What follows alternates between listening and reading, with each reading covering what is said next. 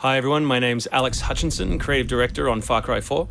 I'm Mark Thompson, I'm the narrative director on Far Cry 4. Nice to meet you. Nice to meet you as well, and welcome to Kyrat, our new fictional location. So in Far Cry 4, you step into the shoes of AJ Gale, who is returning to the country of his birth, initially just to scatter his mother's ashes before he gets caught up in what's essentially a civil war. Kyrat is a fictional place based somewhere in the Himalayas, inspired by places like Nepal and Bhutan, and a bunch of countries from that part of the world. So looking out there, one of the core things of any open world game, that sort of excitement and mystique and hope of an open world is, what is all that smoke coming from? What temples are out there? What secret locations? So we've peppered the world with different places to find, all of them filled with loot and secrets and collectibles and all that good stuff. And of course, the open world of Far Cry is densely populated with a variety of different animals. Beasts. And also that's some kind of yak. I don't even know what that animal was. Yak, I believe. Is it a yak? With next-gen fur. Next-gen fur, that's true. Individually modeled hairs. So you see here with the eagle, you won't see it in this demo, but you can be attacked from above for the first time in a Far Cry game. So we've tried really to play with verticality, to have threats above and below you. And obviously you can still get involved in the ecosystem of the animals and hunt. And you can throw bait now. Yes, to attract animals. Yeah, and stuff like the eagle stealing the barrel of the goat. Like, it isn't scripted, that's just what happens at the intersection of those two different AI systems talking to each other. The goal being that every player tells themselves a different story, that they get different surprises, that they have a different story to tell their buddies when they come to work the next day or go back to school or whatever. So there are a bunch of new tools in Far Cry 4, one of which you'll see here is the grapple. We wanted to make something that allowed you to clamber over those annoying cliffs you sometimes came across in Far Cry 3, and something that would also lean into the much more vertical, much more mountainous regions we were building in this game. And that was a pretty simple example, but the level designers get pretty crafty with the setup. We have these areas we're calling adventure zones in the new game, which will take you to places like temples, which you can see from afar, and force you to use the grapple in sort of really interesting and different ways.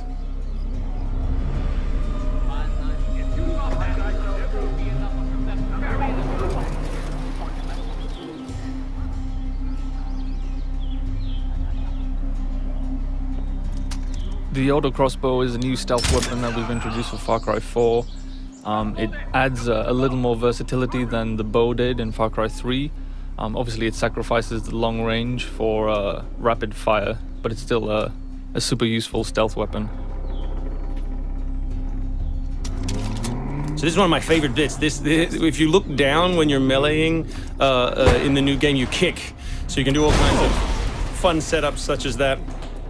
Kicking things is hilarious. I expect people around the world to be kicking rocks, explosive barrels, dead bodies, come November.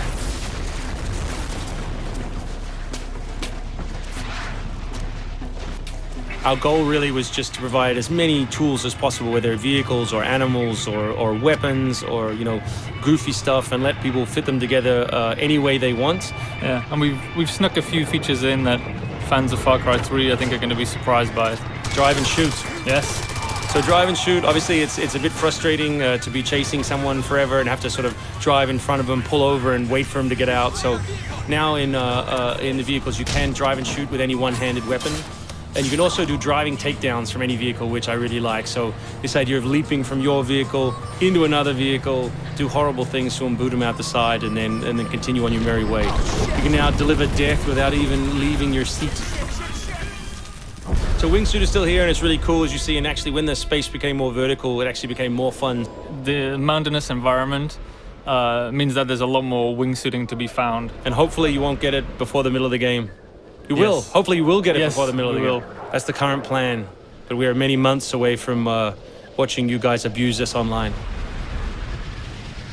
Means that there's a lot more wingsuiting to be found. And hopefully you won't get it before the middle of the game. So here you'll get a look at elephants Elephants are awesome. Probably my favorite animal in the game. Weaponized in many different ways. You can drive them into a rage, watch them smash the other characters in the world, or you can clamber on top of one and drive it through the gate yourself. My favorite animal is the human animal. It's very Far Cry 2 of you, Mark.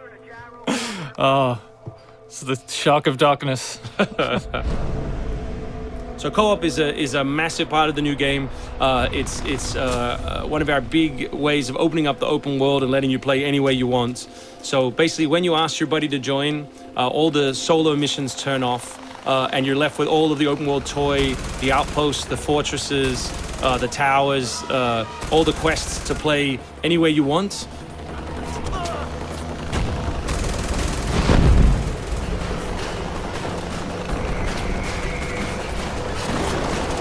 All right, let's do this.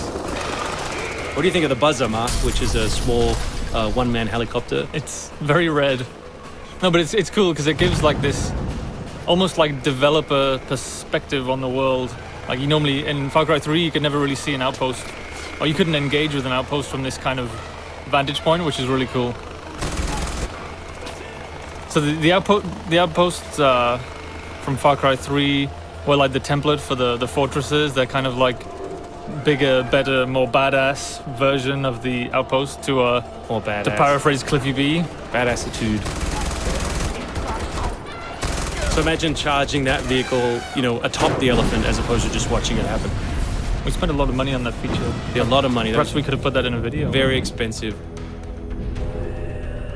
So thanks everyone for watching. We really appreciate your time, and we look forward to showing you a whole lot more gameplay in the coming months. The game ships, of course, November 18th worldwide on PS3, PS4, Xbox 360, Xbox One, and PC.